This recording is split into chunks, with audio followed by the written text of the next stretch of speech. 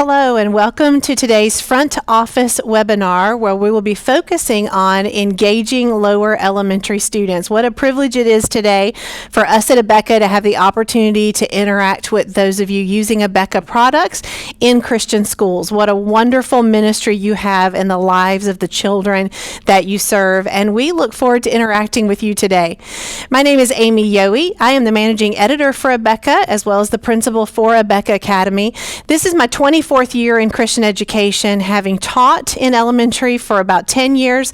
Then I was a Christian school administrator, at least part of the Christian school administrative team, for about 8 years. And now I've been in Abeka for a little over 5 years. And I'm joined today by two amazing panelists. Hello, I'm Brooke Greening, and it is my privilege to be here today. I have been the second and third grade principal at Pensacola Christian Academy. Now this is my 14th year in that position for a total of 21 years. So I was a third grade teacher, just like many of you, and then stepped into the administrative team several years ago. And I hope to be a help to you today. I am Jadine Chappell, and I teach second grade at Pensacola Christian Academy, and this is actually my 30th year teaching. And 4 of those years I was actually a K-4 teacher, and I'm currently the second grade video teacher for Abeka, and I'm very excited to be here, and I hope you gain a lot of helpful information today. Ladies, it is a privilege to get to interact with you and have the opportunity to share your expertise with those who are joining us in today's webinar. These are ideas. These will be jumping off points. You've got amazing ideas for engaging your lower elementary students as well. But we hope that something that we will share today may be a spark for a new idea, for something that you haven't done in your classroom, or maybe just haven't done in your classroom in a really long time. I'm so thankful for our panelists today. I had the opportunity to serve alongside both Brooke and Jadine here at our school in Pensacola Christian Academy. And Jadine, what a privilege to finally have one of my children in your class. It took till my 5th child to get one into your second grade class, and what an amazing experience that has been so far. So thank you both for joining us today. I think all of us have key verses of scripture that really inspire us with what we get to do in the classroom with the students that the Lord has given us the opportunity to interact with this year. I have several of my own, but let's look at one together today, and it'll kind of become a jumping off point for what we're going to discuss in today's webinar. This is one of those amazing verses that you almost can't wrap your mind around because it shows the supernatural combination of Christ's deity clothed in the humanity that he chose to clothe himself in when he came to earth. Luke 2:52 says, "And Jesus increased in wisdom and stature and in favor with God and man." Again, it's hard for me to wrap my mind around some of that because Jesus was God. He was omniscient. How did he increase in wisdom when he knew everything? I don't have to understand that truth today, but those 4 key areas in which Jesus, in his physical form, grew are areas that we can help our students to grow in. And so I'm going to use that verse just as a jumping off point for our conversation today. Let's start with that first part. And Jesus increased in wisdom. I know most of the time we think of wisdom as the knowledge and the understanding that comes from God's word. That is certainly true, and we will be talking about spiritual growth in just a moment. But as we look at this first element of growth and have how we engage our students in the classroom, ladies, let's focus in for just a few minutes on the mental and maybe even more specifically the academic growth that we hope to see in our students this year. We don't want them to be the same person walking out of our classrooms on the last day of school that they were when they walked into our classrooms. We want them to have grown mentally, grown academically. So how can we engage our students and see that happens? Brooke, why don't you start off, share an idea with us?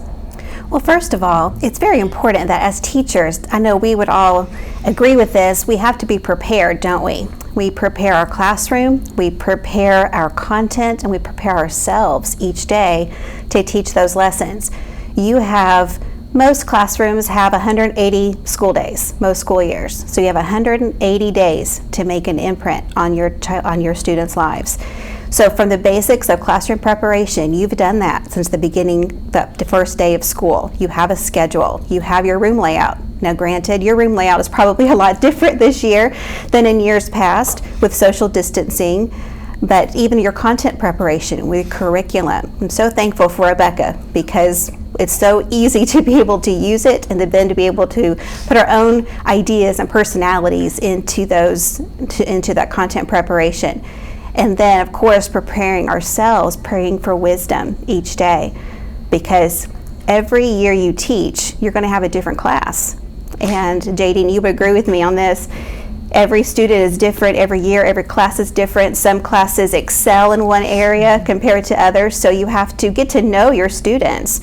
So even something as you're praying, asking the Lord for ideas, for great wisdom, for preparation, even if you're a veteran teacher and you've taught the same grade for many years as Jadine has, you've got to make it fresh for each day. I love that, Brooke. So engaging our students really starts with ourselves and our own preparation. You're telling us we can't depend on winging it. If we're going to make the most out of our time engaging our students in the classroom, we have to be intentional, and that means that we have to put some preparation in ahead of time. Jadine, I love your classroom because I know it runs like clockwork. You have a plan and you execute that plan. So give us some great tips, some great ideas of how we can prepare ahead of time to make sure that we make the most of the time we have to engage our students. Well, I grew up on the Abeka curriculum, and I'm a product of it, and I love it. It is amazing how everything is laid out so well for you as teachers, whether you're a new teacher or you've been teaching for quite a while like I have. But it's very important once you get your board work up that you consider your materials that you're going to need. And if you lay them out in the order that you're going to pick them up, it helps you to smoothly transition from one point of the lesson to the next one. And with that in mind, also your board work, you want to put it in the order that you're going to use it throughout your day so that it's very quick going from one thing to the next. The curriculum is also very helpful, Amy, because you can look at it, decide, I want to do this, but this year's class, they're weaker in measuring. So I like to write off to the side in my curriculum in pencil and very brief topics, addition, subtraction, thermometer, so I can quickly glance down and see exactly what's coming next.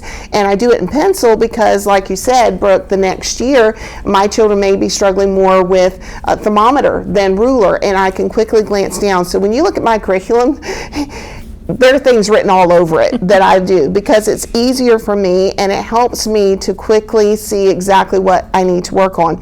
Now, I discovered something even today. I took a picture of a ruler, a half of a ruler, and I put it up on my smart board that I have the privilege of learning about and using this year, and I highlighted the half-inch mark. Now, to us as teachers, we're like, well, that's easy. We know exactly where it is. But the children were confused. They didn't know which line to look at. So when I highlighted it on the big screen, they were able to see it and understand more exactly where it was in their own situation on their ruler. So teachers, if you have technology, use it, learn about it, and if I can do it, trust me, you can do it too. So technology is very helpful in the classroom now. Those have really been two great tips that you've shared, Jadine, and I love how you're talking about how you use the Abeka curriculum flexibly. I think too often as teachers we can rely on the curriculum almost too heavily and just assume that the curriculum knows our students and knows what they need. Now, the curriculum writers know students and have a pretty good idea of what they need, but you've both said every class is different, and we don't teach curriculum. We teach students using a curriculum. I was thinking just today that the curriculum is really a map, but as teachers, we're the tour guide. And so we get to decide along the way where we take a little bit of a detour, where we stop and view something for maybe a little bit longer than even the curriculum planned for us to. We get to be the ones that make the informed decisions along the way. And I can just in my mind picture your curriculum pages, Jadine, with all those great ideas on them. And you're not having to reinvent the wheel every year. I'm sure every year you add something to that. You do something a little bit differently that helps to engage this particular group of students, but then there's lots of ideas that you've used year after year after year after year because they work so well. So great job using the curriculum flexibly, and I love the technology enhancements that you've mentioned in your classroom. Braden was talking to me just the other day about something that he got to do on the smart board in your classroom. And technology really is meant to enhance the engagement process in our classroom. Technology certainly does not replace the teacher.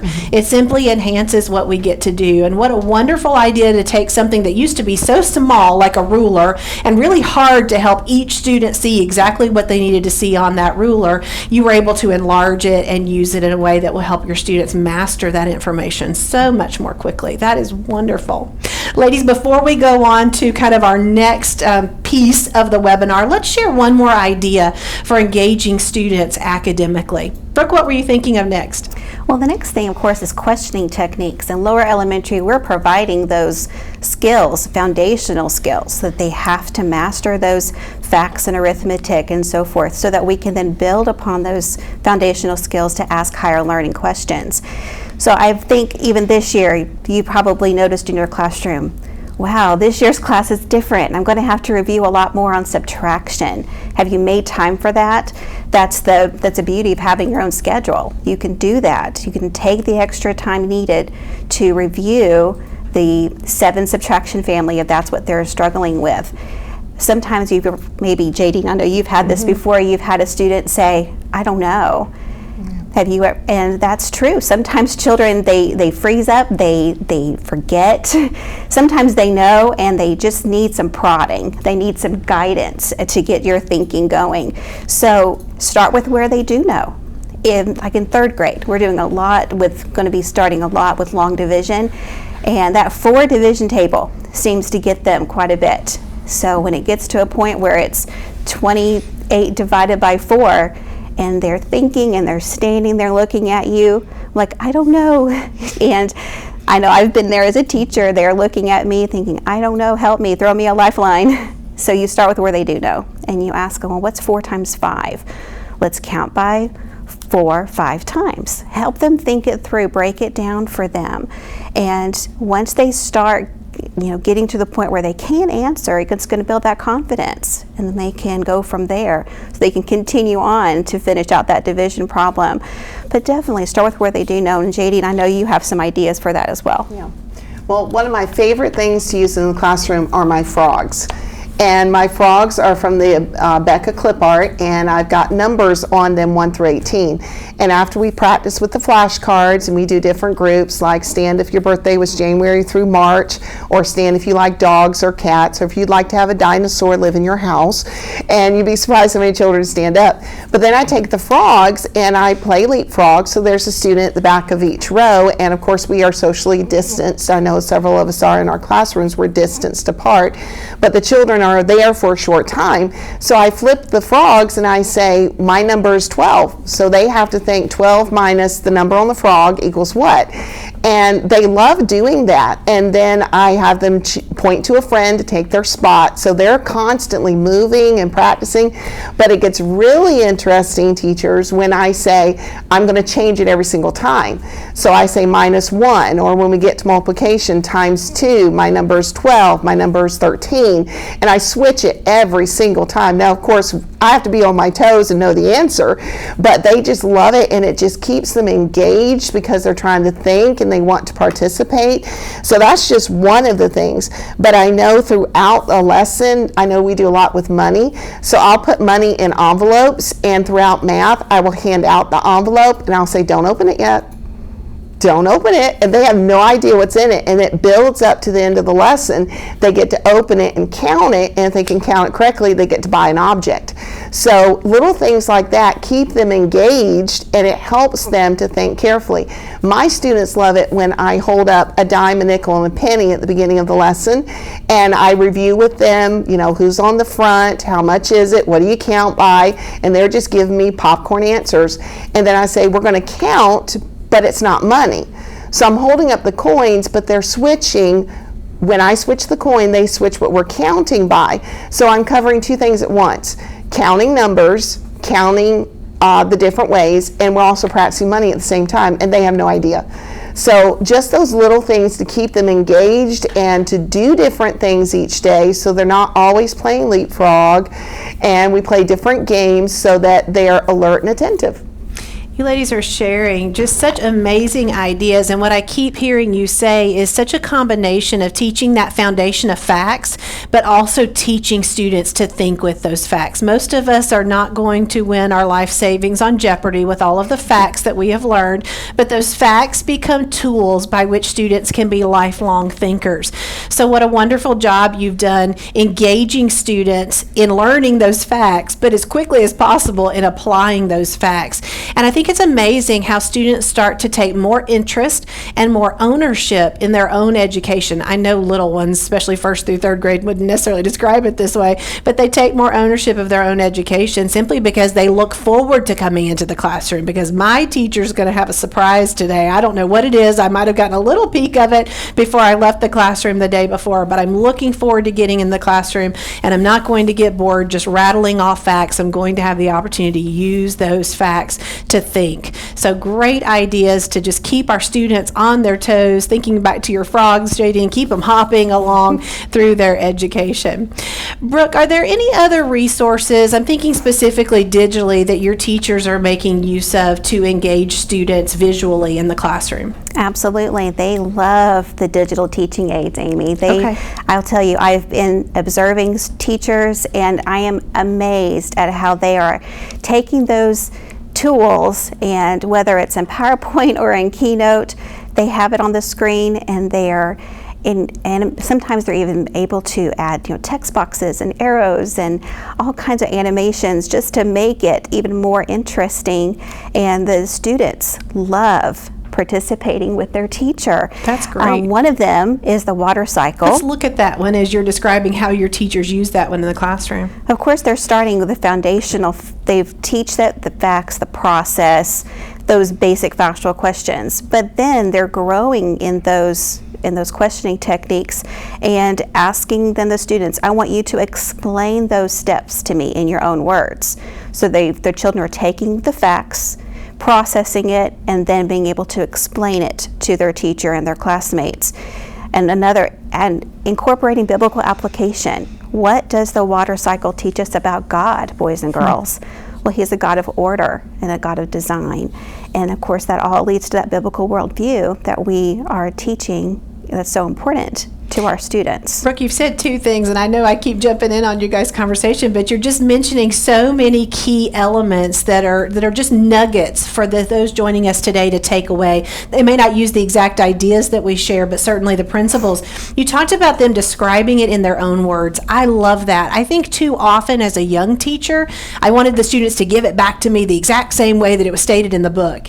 Really, their understanding and their ability to articulate in their own words is even more valuable than memorizing exactly what the definition was in the textbook. That's such a great point. And what a wonderful opportunity, as you said, to weave in biblical worldview. And once you start getting in the habit of looking for those opportunities, they just abound. They certainly don't stop at the end of Bible class time. You can weave those throughout every subject as you get into the habit of looking for those opportunities to instill a biblical worldview. Want to look at another digital teaching aid? Let's look at in language, the grade 3, the Venn diagram, which is the compare and contrast digital teaching aid. Of course, teachers are using this not just in language time, but also in reading. I know in the very beginning of the year, one of my teachers took that reader from shore to shore and compare and contrasted the characters in one of the first stories. That really helped the boys and girls to learn the importance of details and comprehending as they're reading their story. But you can also take this DTA for history, and when you're comparing certain historical figures that they're learning about, presidents, military, soldiers, all kinds of themes throughout the history book. They can compare and contrast the choices that they made, what they had to similar and differences, and then as well even in science, the different communities that they learn about in science. So certainly that DTA is very helpful. Excellent. Let's look at one more before we go on. And this one is the map for third grade. Second grade also teaches about the United States, getting them interested and get their appetite whet for what they're going to learn in third grade. One of the fun things that I have seen teachers do is point to a state such as California, and once they've learned the states, ask their class, if I wanted to take a trip from California to Texas, what states am I going to cross through? And if a teacher's really wanting to add some extras, sometimes they'll go online and they'll find a virtual field trip or a virtual tour of a national park that they could watch for just a few minutes in class. And the students really enjoy that. They have their attention on their teacher all the way. What fantastic ideas to take the basic concepts that need to be taught and teach them in a way that keeps students interested. Jadine, you've got one more picture to share with us. You want to talk us through what we're seeing here in this picture that you shared from your classroom? Yes, because this was so much fun for the children. A year ago, we were encouraged as teachers to really use critical thinking in our classroom. And when it was described to us, my response was, but I already do that because it's written into the Abeka curriculum. So what I did in years past was the children got to get up out of their seat during seat work when they finished a certain number, and they got to go to the back of the room and do this. So they were all touching everything. So this year was different. So I prayed, I said, Lord, how can I keep doing critical thinking with us being distanced? So he gave me this idea. I took the blocks, I put them in a bag, I took those little donuts, put them in, and the little note up in the left-hand corner will say, column number 1 has 4. Column number 2 has 2 more than number 1. And so each one has a description. And then at the bottom it says each block counts for 2. So we had just learned bar graphs, so they got to make their own bar graph according to the description. And they got to do it before Bible started. So they looked at it and a lot of them said, what do I do? So as soon as I got them started, they just went with it. And there's another description on the back, so they actually got to build 2. One was horizontal, one was vertical. So there are a lot of things that you can do that's critical thinking with the distancing that we're doing. And there's another one, I just did it this week, and they had so much fun. All I did was take a piece of construction paper, it was a long one, and I wrote a word on it like baking or stopping, mashing. So I put a word on there. Mashing is a better example, and then the other two, because we haven't learned doubling or dropping yet for adding suffixes. But I told them that they had to go to the front of the room, and all the paper was on the floor, but I folded it accordion style so they look like little worms. And I said, when you finish 1 through 3 of seat work, you need to go up and carry your scissors. And of course, this was a lesson in how to carry your scissors to the front of the room. And I said, you pick up a worm and you read it, and then you have to cut off the suffix. So they had so much fun going up and reading it. They had to cut it off, but then they had to take the root word and put it in the correct bucket that was labeled root word, put the suffix in the correct bucket labeled suffix. They had the best time, and we did really well because we had to check the answers. But I've done other things like that. Again, during seat work, only a certain number of children can go up at a time. So they would go up, and another one was they had to pick up a popsicle stick. And one popsicle stick had the subject part of a sentence, and the other one had the predicate part of the sentence. And they had to decide which one was which and put it in the right bucket. So they're only touching their popsicle stick, but they worked diligently during seat work so they could get up and go do that. So we're using the critical thinking that's in the curriculum, making it fun for them so they have time during this independent work time to go up and apply it. And then of course as teachers you'd want to check it, and if they struggled with it, bring it out in your lesson the next day and re-emphasize it. So there's so many ways that you can do critical thinking even now that will enhance their learning. Jadine, I've always been a fan, but I have just grown exponentially again seeing that bar graph that I now know my second grader has been able to construct on his desk. What an amazing job. I think equally impressed with just the activity was the fact that you were using that downtime before the 8 o'clock bell to start Bible even rang. And then you're also talking about other opportunities during independent work time to get them hands-on. So it sounds like you do believe in the importance of getting them using that information in a way that's meaningful and also enjoyable to them. Before we continue on into the next portion of the webinar, let's take a look at the Abeka website for just a moment, because I want to mention something to you that is a little known fact because we haven't made a big splash about it yet. We've been talking a little bit about DTAs. Brooke was talking about the ones that we have for third grade that teachers have been using for a little over a year now. If we go down into the Christian school section, obviously, over into products, and I click on digital, I'm going to scroll down here to where it says to shop the digital teaching aids. I wanted to walk you through so you see how to get to it.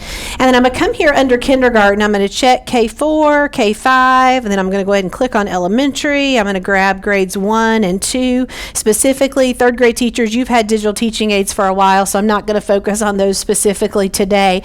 But I wanted to point out to you kindergarten, first and second grade teachers that Abeka has been kind of secretly behind the scenes starting to release more and more digital teaching aids for kindergarten, first and second grade that are based on the resources you're currently using. You'll see these first couple are seat work digital teaching aids, which keeps you from having to write all of that seat work on your chalkboard or on your whiteboard or creating your own digital presentation to display that. That's done for you. You see the price point there for those is extremely affordable.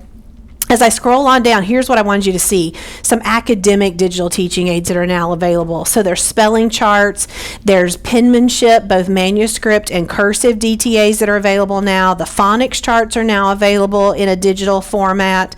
There's some seat work charts there as well. And I happen to know that there's 4 more digital teaching aids coming online in the next couple of weeks.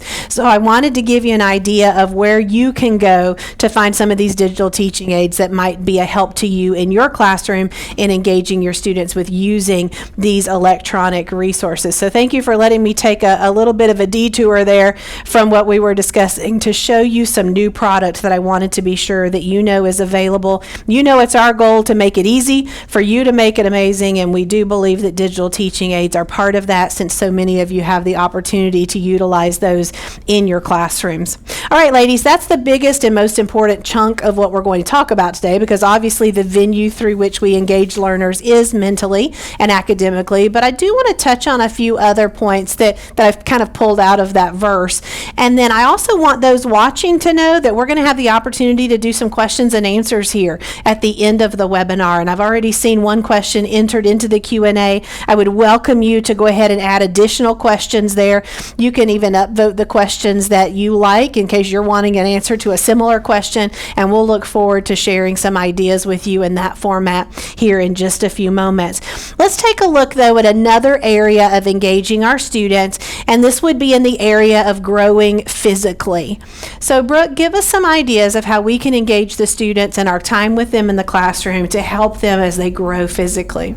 Of course, this year with coronavirus, we've had to do the social distancing, so the room layouts are different. The class individual desks might not be as close together as they had been even last year. So your routines and your procedures, of course, are going to be different.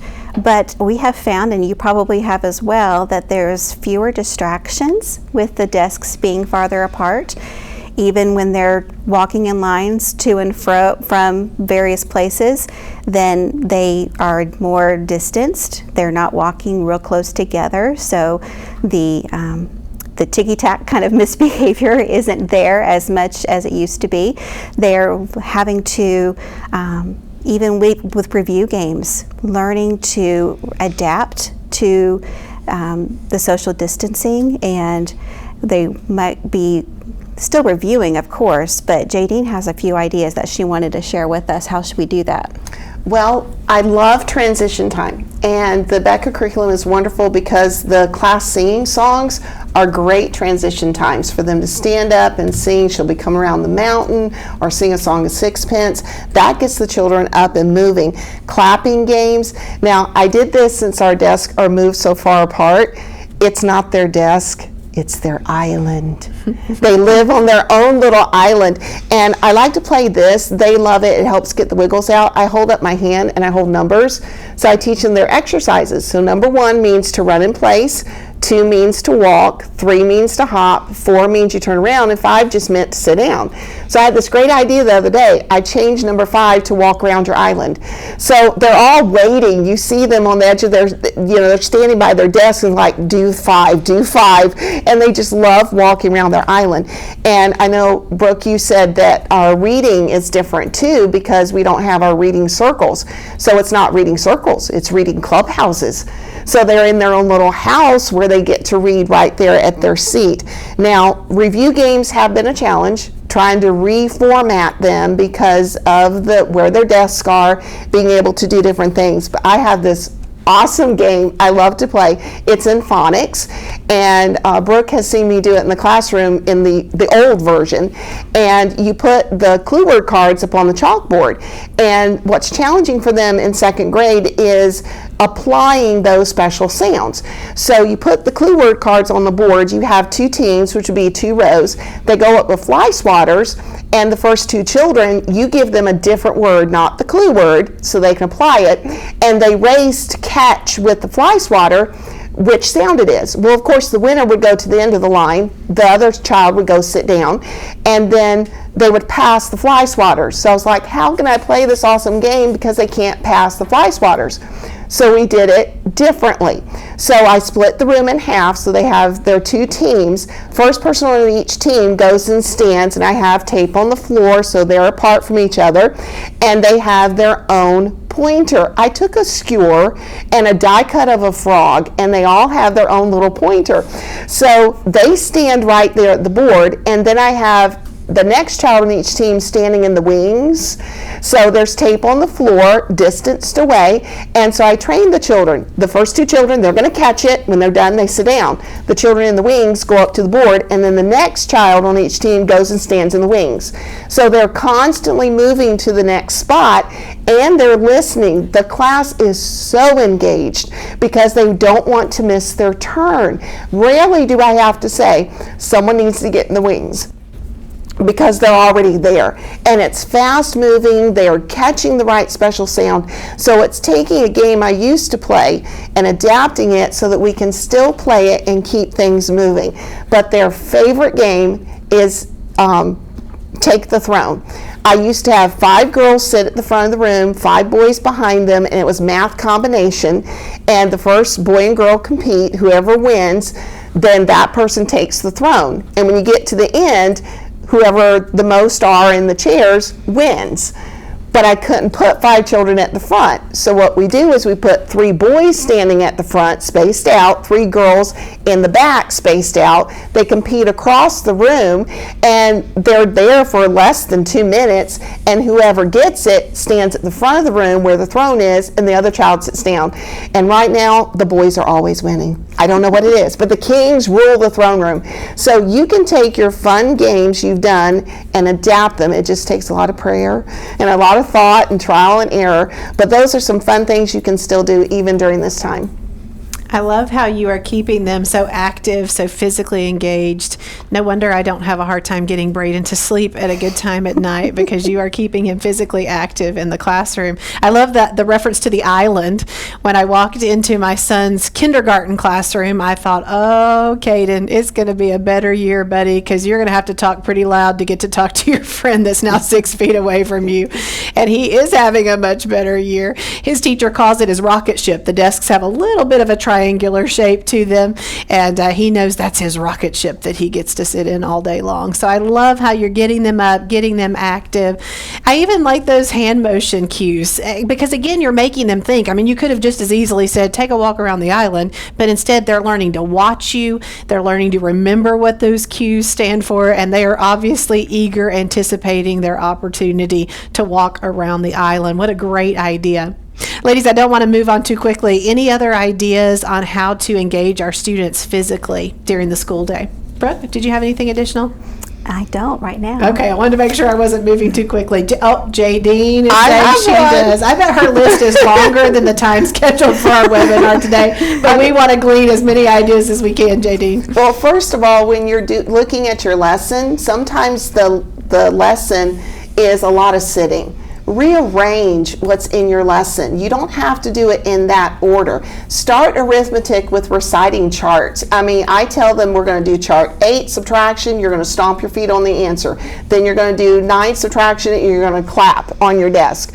So give them times throughout where they stand up and they recite things. They love to do the 8 subtraction family by saying pop, pop in between each one because there's popcorn on the chart. And you can give them different things throughout the day that are different, just out of the blue. All right, everybody stand up, walk around your island, or do some exercises just to keep them moving. But there's so many different things you can do just by rearranging parts of your lesson to give them chances to get up and get down and back and forth. And I have to go back to something else, Amy. When I did the ruler on the smartboard, I also did a thermometer so that they could see the thermometer really large. And they didn't have to have from 0 degrees up to 100. They just had to have a section of it. It just helped them, since they're so far apart, to see the lines in the middle, because they need that. The chart seems so far away from the children in the very back. So again, putting things on the smartboard.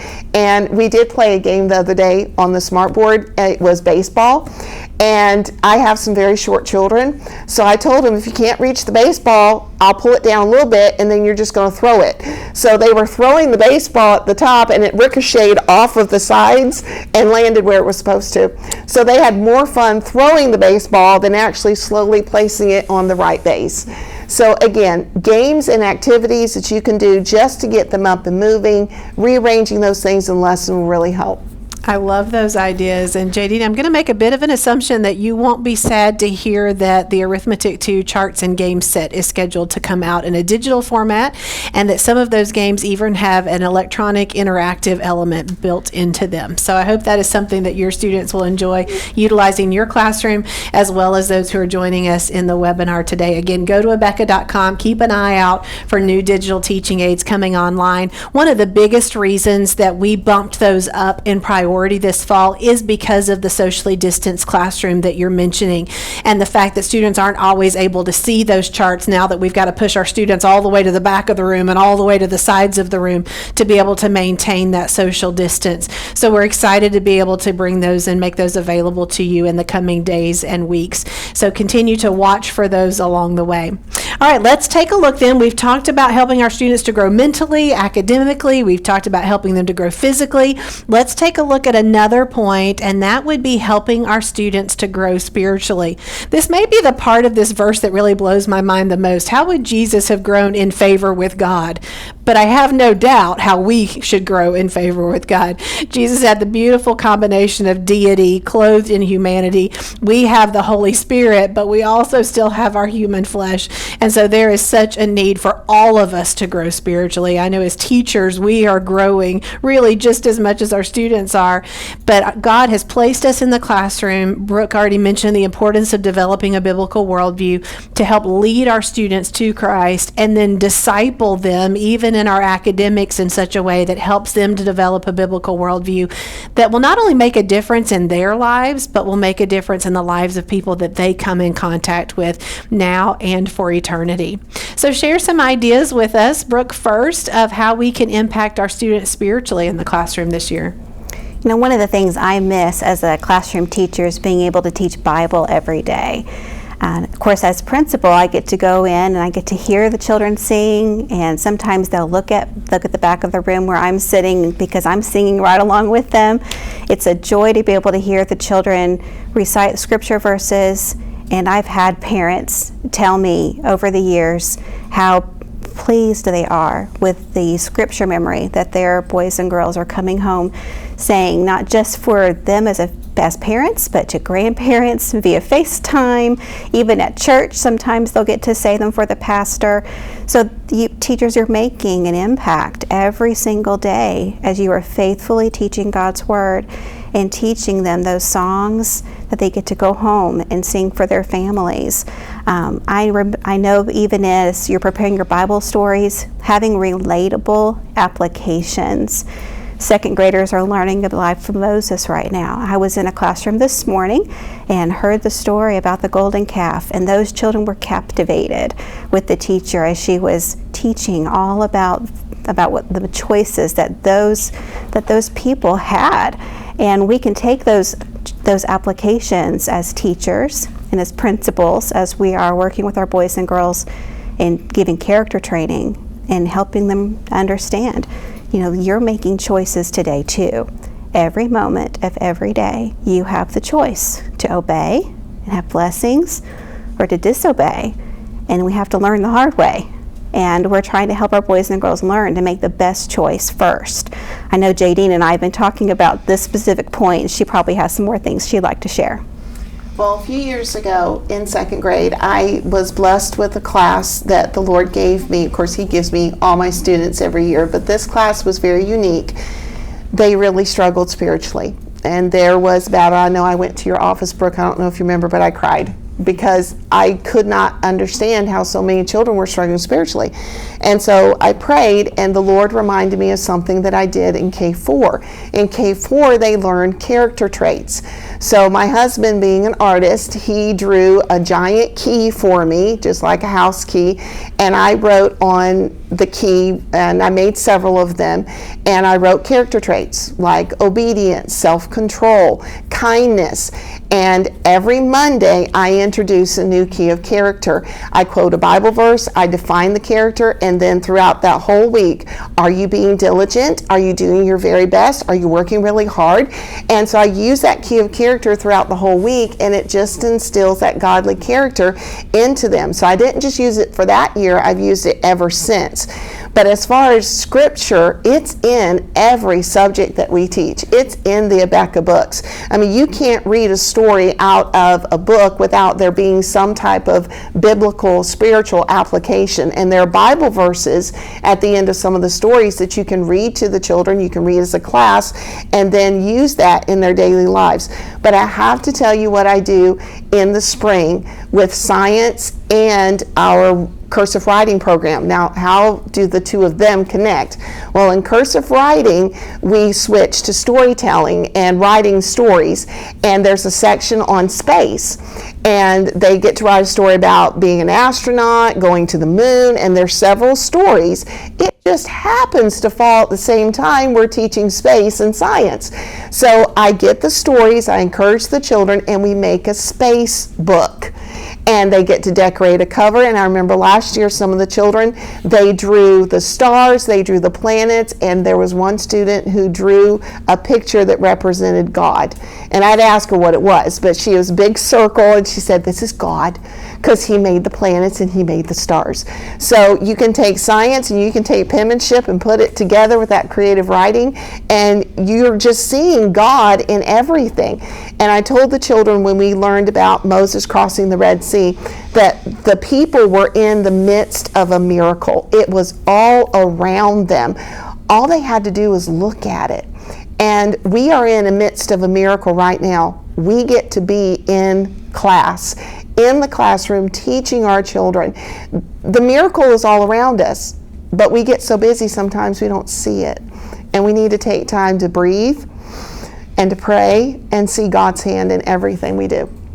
Ladies, I'm just in awe of how naturally you have woven into your classrooms the opportunity for biblical worldview. It's not just impacting Bible class, but it's impacting every single class that you teach. And isn't that such a key part of instilling a biblical worldview? Bible time doesn't end at 8:30. I think that's so important for our students to see, because sometimes I think as we see folks maybe just attend church out of habit, but it doesn't necessarily affect their lifestyle. Some of that can be born out of trying to segment the Bible or compartmentalize, I guess I should say, the Bible to just a certain time in our lives. But you're showing them how the biblical truths relate to their lives all day, every day, in every subject area. And Jadine, I appreciate your acknowledgement that Abeka tries to come alongside teachers and help by weaving those ideas into the curriculum. You don't have to be limited to the ideas that are put into the curriculum by any means, but we just hope those ideas will spark more ideas like you've shared of how you can engage your students in the classroom. The opportunity to help students grow spiritually and to be engaged in that growth process was was really the spark for the Bible application worksheets that we added to the third grade curriculum a couple of years ago. Because as you mentioned, students need to be able to start articulating not only what we believe and what we've taught them, but what they believe, why they believe it, and how it can apply to everyday life. And again, it's one thing to teach a Bible verse, it's another thing for them to engage and see the practical application of that verse in everyday life. So what great ideas to help our students to engage and to grow spiritually. Ladies, we can wrap back around to any of these ideas as we get into the Q&A time, but I tell you what, let's go ahead and look at this last point, which is helping our students to grow socially and emotionally. And you've alluded so many times already to the changes in our classrooms this year. We're socially distanced. Can we still help our students to grow socially? And I imagine some of our students have some heightened emotional needs for growth this year, perhaps even as around the circumstances of COVID-19. They might have had a family member impacted by COVID-19, certainly being separated from each other, or us not being able to attend church in person for such a long length of time can make the emotions of our students a struggle. So how can we help our students to grow socially and emotionally in our lower elementary classrooms? Well, Amy, you've said it so well already, but I know we have found it to be the case even in our own classrooms. There's just some boys and girls who are a little more nervous about things, so we get to share, the Bible verses with them and about how God is with them. And it's been a good opportunity, even as I'll be in the lobby talking with a child and encouraging them to come to class because she's a little nervous, and being able to remind her of the things that she learned in Bible time, and she remembers the Bible verses we've been learning. The parent hears that as well. So the parents are seeing that we're coming alongside. We're trying to show that love, care, and concern that is so very important in our own classrooms. How about, do your children, your students having a hard time getting along? We have found that having to teach them again how to adapt to the social setting, because they were at home for so long, they're having to relearn how to be part of a big group, how to be part of a team, how to respond if their team loses a game, things like that. And we're all having to help our boys and girls learn the best way to respond. But one thing I know JD is very good at, and that is praising the students in a variety of ways, keeping them encouraged, being their coach, their motivator. I'm sure you've seen that even in this webinar, and you can just imagine what that's like with her classroom. But JD, why don't you share a couple of ideas that you do for them? Well, I love seeing my children in the morning, but I will have former students come by and say good morning, and those children just reach out. They want to hug, they want to have that physical contact. But this year's class, they've been so engrossed with everything that's going on. They want to, but they're like, I can't touch, I can't. So how do you show the love and the praise? First of all, teachers, if you want to prevent discipline problems in your classroom, praise them. And don't let it come across as I have to praise you. Make it genuine, but praise them in Bible time. Today, I was praising children because they're 5 Alive, and I know you're asking, what is 5 Alive? Well, 5 Alive goes back to the very first set of Bible stories we did when they learned how to grow spiritually. Their eyes, their hands, their feet, their lips, their ears, that they're doing what they're supposed to do. So you praise the children, be genuine about it, but then for the children to respond to each other. When we have a game or a contest, somebody wins, I teach them different types of plotting. So teachers, you need to do this with me so I'm not alone. All right, so first of all, you do an air high five. So across the room, so everybody can do that. You can do an air fist bump, and you can do an air elbow tap. Of course, you can still tap elbows. There's nothing wrong with that. But here's some really cute ones. You give the winning team a microwave. And then you do a double microwave. Now, one of my students came up with this one. He gave them a crab applause. So, of course, I added it to my list. And then you can do a giant applause. Just stick your arms out and just start clapping. We did that today. And you can raise the roof. Woo-hoo! You know, they love that one. Now this one I can't physically do right now, but it's a backward applause. So you just turn your back to them and just start applauding. You know, it works. And then you have the 2-finger clap and you praise them. So whoever wins, we just praise them. We show them that we're excited. But this was so precious. I wish I could have taken a picture of this. I had them in Bible time stand up, and I had 3 rows face the other 3 rows, and they said their Bible verse to each other. Now I've done this before, but usually it's like they're being silly about it. These children were like, I get to see you face to face. This is wonderful. So they were happy just to look at each other. But this was also precious. We were playing a fun game at recess where there are 3 hula hoops out in the field, and the girls have a number and the boys have a number. So I would call 2 numbers, which means 4 children are going out and there are only 3 hula hoops. So it's to see who got the hula hoops first. So 2 girls get there, 1 boy. So then of course the girls get the point. But we have a little girl who is just physically challenged with different things, and she couldn't get there fast enough. So the girls all started cheering her on. You can do this. So the next time she ran out, the other girl that was running with her literally pointed to the one she was supposed to go to so she would get there in plenty of time. And the girls won. So it shows you that good sportsmanship works. So even at this time where the children are just like, I can't touch people, you can still show the love of Christ, and they can show the love to each other with their praise, with smiling. And even if you're wearing a mask, your eyes can smile, because the eyes are the window to the soul. So just encourage them. Teachers are the most creative people in the whole world. And we're probably the biggest pack rats too, right? Yes. JD, and I'm imagining your closet is jam-packed, full of creative ideas to engage your students in the classroom. And I love those intangible ideas too, and even how you have your students join you in coming up with ideas that they will engage with in the classroom for that praise element that's so important. That is just fantastic, ladies. You have shared such a wealth of not only ideas as far as specific ideas, but then just principles that we can continue to be creative and come up with ideas that will engage our students in the classroom. So let's spend the last few minutes that we have together looking at a few questions that have been shared with us by those viewing the webinar today. And ladies, feel free here on the panel to jump in too if you've got additional ideas. I know I thought of several throughout the webinar, and I did not share all of them, so we may have a few minutes to share some additional ideas as well. One question from Gloria. She asked if this recording will be available to share with teachers to watch later on. And Gloria, we do make these webinars available on our front office webpage that you use to even come and join the webinar today. So you'll be able to scroll through that page and find access to past webinars that have been available through the front office. I hope you'll enjoy the opportunity to share that with your colleagues. Becky has a question about digital teaching aids, and Brooke, I'm going to ask you to help with this question. Becky, you and I had the opportunity to meet at a Christian school convention a while back, so what a pleasure to see your name here in our webinar today. Becky is asking, Brooke, if your teachers in 3rd grade are using that history timeline in its digital format, and if you've seen any creative ideas of how the teachers use that digitally in the classroom.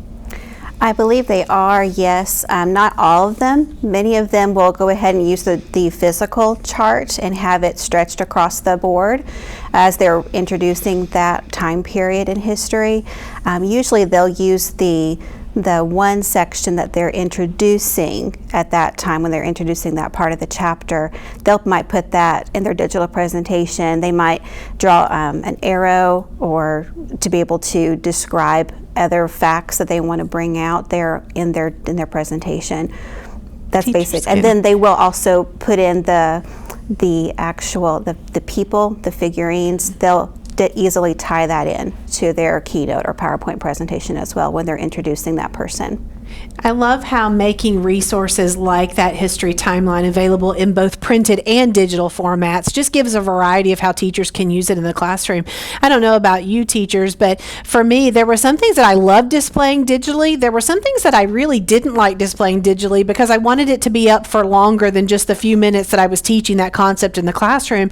I wanted the students to be able to refer to it frequently. The history timeline could be one of those things that you want to kind of keep going and keep it up up in your classroom in a physical format so they can start to see how those pieces of history fit together. But I love Brooke's idea of sharing the segment of it digitally, so you can not only add the faces of those people that are being studied in third grade history, but perhaps some additional facts. JD, I think back to you saying that you could, no, that was Brooke, you said earlier with that map that you talked about, that teachers could go and find additional ideas, additional resources, like that digital or virtual tour that students could go on, and adding extra facts into history is another way to engage our students. I remember hearing a teacher talk just recently about a student that was hard to reach. In fact, I think it might have been in one of our front office webinars, a student that was just hard to connect with until she found out that the student loved, and I wish I could remember now what it was, I think it might have been dinosaurs. And so the teacher didn't particularly care about dinosaurs, but went and learned everything she possibly could about dinosaurs simply to be able to engage and connect with this young man in her class that loved dinosaurs. So I love ideas like that just reach out and are specific to meeting our students' needs, meeting them right where they're at. Oh, Ashley, you are adding to my wish list here for digital teaching aids. You're asking if there will be digital Bible memory verse flashcards for K-5. What a fantastic idea. You have, like I just said, added to my list of things that I would like to see our team make available in the future once we've worked through these additional chart sets that we've already got scheduled. So thank you for the great idea. And teachers, I do want to encourage you, as well as administrators that are joining us today, to let us know how we can make it easy for you to make it amazing. That's more than a motto for Abeka. That is our mission. And if there is a resource that would enhance the engagement in your classroom, we would love to know that so that we can help to provide that for you. Can I give you a direct email address to our publishing product development team? I think we might have given it in one of the webinars before, but editor@abeca.com would be a direct address where you could give suggestions for product development. So Ashley, I'll remember this one since we've discussed it in the webinar today, but if you'd like to shoot me an email as well, I could keep you posted on the progress. But thank you for that idea of making those Bible memory verse flashcards for K-5 in a digital format. I can certainly see the opportunity to project those images in a larger fashion as we teach the students those verses and review them. And I absolutely love those A to Z Bible verses that students learn in kindergarten. It is just such a tremendous opportunity to hide God's word in their hearts for the rest of their lives. Christy is saying that this is her first year teaching K4 and K5. She says, I'm loving my kiddos. Boy, it is easy to fall in love with those little ones. I am in search of activities, seat work, or group activities for when I'm working on a new concept with the students that need extra help. Jadine, am I remembering correctly that you taught kindergarten even before you taught second grade? I taught K4 after my daughter was born. Okay. So I went from second to K4 to second. So kind of in between. So this is not a foreign age group to you. No. So give us some ideas, and if I'm understanding Christy correctly, she's saying that she wants to do sort of a small group help class format with some students, but she needs to keep the other students busy either at their desks or maybe in small group activities quietly around the room. I know you're a master at these activities. You shared a few already. Do you have any more up your sleeve today? Well, if your schedule allows it, while they're doing seat work, you could, because I know there's a time where they do have some independent time toward the end of the year, but you can do it during that time and call the children over while they're working on their papers. Or you can do something like we talked about with the critical thinking. Give them some blocks to play with. They can form letters with the blocks. You can give them yarn and they can make certain letters. I know when I was teaching K4, I put gel inside a plastic bag, and they put the letter of the alphabet that we were learning in cursive underneath it, and they got to trace the letter. Oh, I know what it was.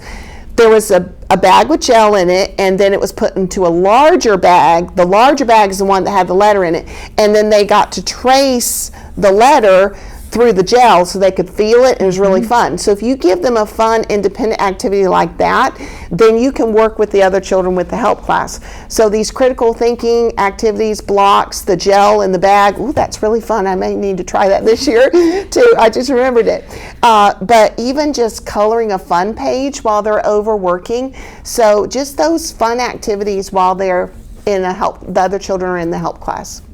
I love it. You just are sparking more and more ideas, and I love how you just gave yourself an idea, something that you hadn't done in a while that you can modify. I think it's important too not to underestimate what students might find enjoyment in. If you've had an idea, try it. If it doesn't work, you don't have to do it again, but you just never know what might work. I remember being out on maternity leave when I was a 6th grade teacher, and it was a kindergarten teacher that filled in as my substitute for those several weeks. I called her one day to check to see how things were going, and she told me she'd had a snowball fight in the room that day. Now, it was winter, but winter in Pensacola does not involve snow, so I couldn't quite figure out what she had done in my classroom that day until she explained that she had passed out cotton balls as motivation all day long to my 6th graders, and they had a snowball fight at the end of the day, throwing those cotton balls at each other and all over the classroom.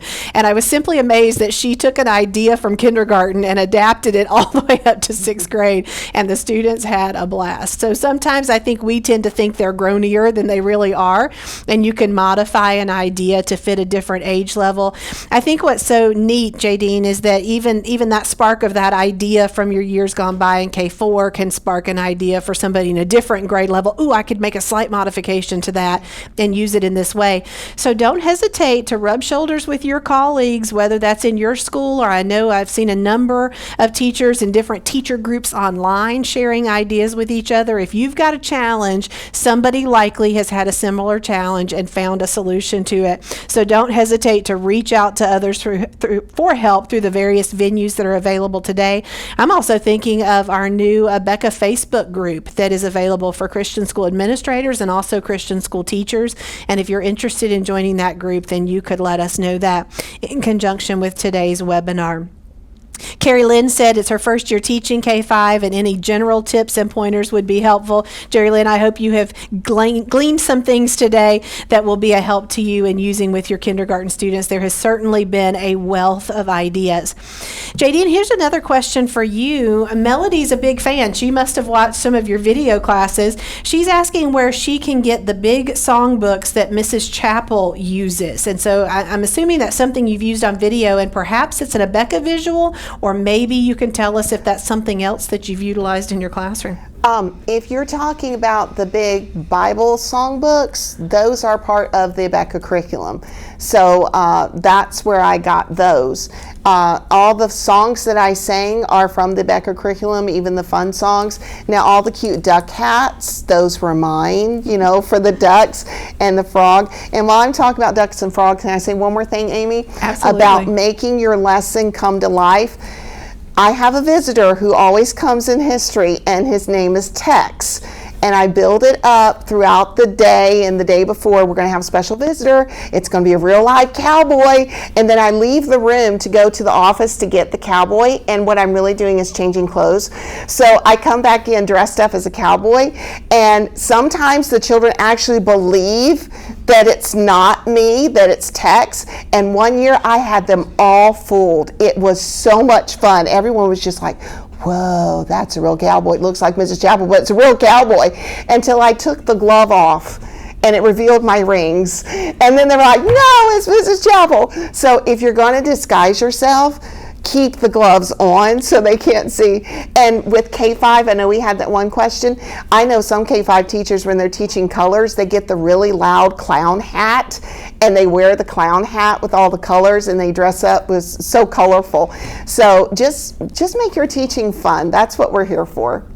Certainly is. Just if we're enjoying it, I have found that our students will enjoy it. So sometimes that's half the battle, is just enjoying the time that we have with our students and going all in on whatever activity that we've got going with them. I want to finish up. I know we're at the very end of our webinar. One quick question, and Jadine or Brooke, either of you feel free to jump in with a quick response to this one. I'm sure it's something we could spend a whole webinar talking about.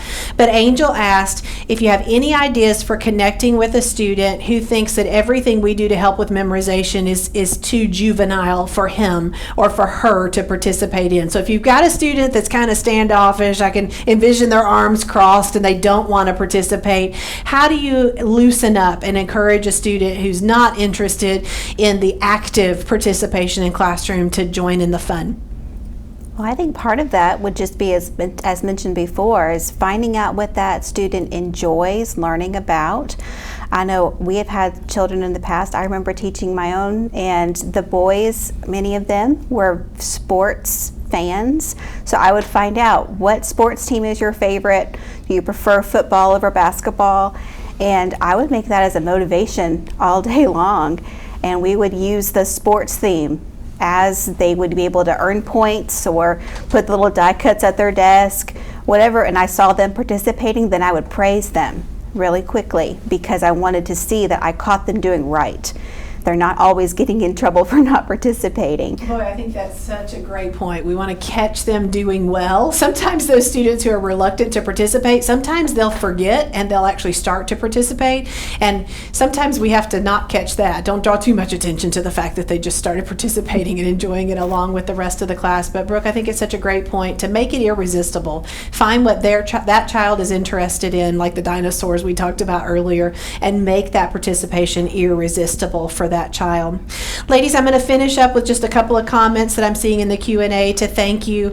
Melody said, thank you, Mrs. Chappell, for that tip. And she said she loves watching your videos. So she's getting all kinds of ideas from watching your videos. That teachers are available to you via Abeka's Pro Teach. So talk to your administrator about potentially getting access to videos of master teachers from Abeka who can share all kinds of ideas with you by stepping into their classroom by way of video. And Paula, I just want to share your comment for our ladies here on the panel. She said, thank you so much for sharing your wealth of wisdom, ladies. Blessings to you. So we'll wrap things up here in today's webinar. We'll look forward to future opportunities to interact with you through Abeka's front office webinar. But thank you so much for taking the time to join us today. And God bless you as you engage your lower elementary students in learning.